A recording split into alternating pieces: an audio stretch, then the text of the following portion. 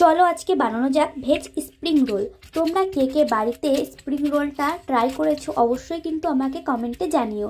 আমি আজকে প্রথমবার এই স্প্রিং রোলের রেসিপিটা ট্রাই করছি, জানি না কেমন হবে, পুরোটা চেষ্টা করব ভালো বানানোর। স্প্রিং রোল বানানোর জন্য কিন্তু আমি প্রথমে সবজিগুলোকে ভালো করে কেটে নিচ্ছি। স্প্রিং রোল বানানোর জন্য যে রুটিটা লাগে সেই রুটিটা বানানোর জন্য আমি এখানে একটা ব্যাটার গুলে নিচ্ছি। তারপরে আমি স্প্রিং রোলের ভেতরের পুরটা তৈরি করে নেব। আর আমাদের এইদিকে দোকানে স্প্রিং রোল একদমই বিক্রি হয় না, যার কারণে আগে পরে কোনোদিনও খাওয়া হয়নি। তাই ভাবলাম বাড়িতে স্প্রিং রোল বানানোর সব সবজিগুলোই আছে, বাড়িতেই একবার বানিয়ে নিই স্প্রিং রোলটা। যখন স্প্রিং রোলের এই রুটিটা বানাচ্ছিলাম তখন ভাবছিলাম কেমন হবে, কিন্তু না, পরবর্তীকালে বানানোর পরে বুঝতে পারলাম যতটা কঠিন মনে করছিলাম ততটাও কঠিন না, একদম সহজভাবে রুটিটা তৈরি হয়ে গেছে।